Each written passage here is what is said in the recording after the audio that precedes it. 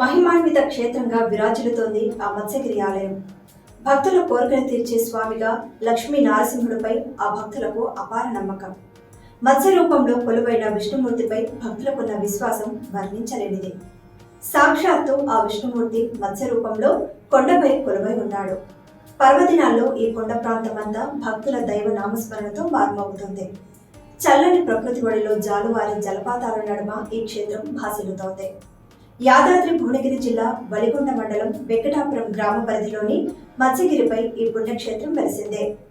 పూర్వం వ్యోములనే ఋషులు జనసంచారం లేని ప్రశాంత ప్రదేశం కోసం అన్వేషిస్తూ మత్స్యగిరి కొండపైకి చేరి తపస్సు ప్రారంభించారు. దుష్టశక్తులు వారి తపస్సుకు విఘాతం కలిగిస్తున్న సమయంలో హిరణ్యకశిపుణ్ణి సంహరించిన ఉగ్ర నారసింహుడు ప్రశాంతంగా ఉన్న ఈ ప్రాంతానికి వచ్చాడు. దీంతో ఋషులంతా తమను దుష్టశక్తుల బారి నుంచి రక్షించమని నరసింహస్వామిని ప్రార్థించారు. వారి ప్రార్థనను మన్నించిన స్వామి దుష్ట శిక్షణకు పూనుకున్నాడు. పెద్ద శబ్దాల మధ్యన ఆ గుట్ట 3 ముఖాలుగా 3 గుండాలుగా మారిందని, దుష్టశక్తులన్నీ పరారయ్యాయని పురాణ కథనం. సాలగ్రామ రూపంగా స్వయంభూవుడై వెలిసిన స్వామి పాదాల నుంచి పవిత్రమైన జలం ప్రవహిస్తూ ఆ గుండాలను నింపింది. దీంతో మునులు ఆంజనేయ స్వామిని క్షేత్ర పాలకునిగా ప్రతిష్ఠించి పూజలు ప్రారంభించారు. అభిషేక పూజ తీర్థానికి మునులు కొలనులోకి వెళ్ళగా నామరూపుడైన స్వామి మత్స్యావతారంలో దర్శనమిచ్చాడు. వేలతీరుల్లో స్వామిని కొలిచిన మునుల గల కొండ, అందుకే దీన్ని వేముల కొండ అని కూడా పిలుస్తుంటారు.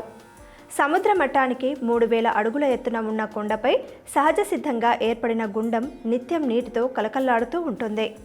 ఇందులో నీరు ఎక్కడి నుంచి వస్తుందో ఎవ్వరికీ అంతు చిక్కని రహస్యం. ఈ నీటిలోని చేపల తలలపై విష్ణు నామాల్ని పోలి ఉంటాయి. నామాల గుండం, విష్ణుగుండం, మాలగుండం సముదాయంలో ఈ చేపలు ఉంటాయి. ఈ గుండాన్ని ఆనుకొని స్వామివారి ఆలయం ఉంటుంది. ఈ అర్ధచంద్రాకారపు గుండం మధ్యలో పడమటి ఒడ్డు నీటి అంచున 6 అడుగుల చేప విగ్రహం ఉంది. శ్రీ మత్స్యగిరి లక్ష్మీ నరసింహస్వామి సన్నిధి నుంచి జలగ ప్రవహిస్తున్న నీటితో పుష్కరిణి గుండంగా ఏర్పడింది. అది 3 భాగాలుగా ఏర్పడటంతో సృష్టి, స్థితి, లయకారకులైన బ్రహ్మ, విష్ణు, మహేశ్వరులని, లక్ష్మి, పార్వతి, సరస్వతి అని, త్రినేత్రాలని ఇలా రకరకాల పేర్లతో భక్తులు పిలుచుకుంటారు. దేవాలయ ఆవరణలో ఉన్న రావి చెట్టుకు అభయవృక్షమని పేరు. సంతానం లేనివారు ఇక్కడ పుష్కరిణిలో స్నానం చేసి ముడుపు కడితే సంతానం కలుగుతుందని భక్తుల ప్రగాఢ విశ్వాసం. శ్రావణ, భాద్రపద, కార్తీక మాసాల్లో భక్తుల కోలాహలం అధికంగా ఉంటుంది. శని, ఆదివారాల్లో పంచమి, సప్తమి, దశమి తిథుల్లో కొండ ప్రాంతం సందర్శకులతో కిటకిటలాడుతుంది. ఏటా జ్యేష్ఠ శుద్ధ త్రయోదశి నుంచి బహుళ విద్య వరకు 5 రోజుల పాటు స్వామివారి బ్రహ్మోత్సవాలు జరుగుతాయి. ధనుర్మాసంలో తిరుప్పావై ఉత్సవాలు వైభవంగా నిర్వహిస్తారు. ఈ క్షేత్రాన్ని చేరుకోవడానికి బస్సు, రైలు మార్గాలు కూడా ఉన్నాయి.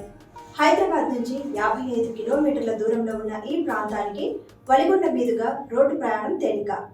దాత సురేందర్ రెడ్డి సహకారంతో ఏర్పాటైన ఘాట్ రోడ్ మీదుగా కార్లు, ఆటోల ద్వారా కొండ మీదకు చేరుకోవచ్చు. భక్తుల బస నిమిత్తం చిన్న చిన్న వసతి గృహాలు, ప్రైవేట్ సత్రాలు అందుబాటులో ఉన్నాయి.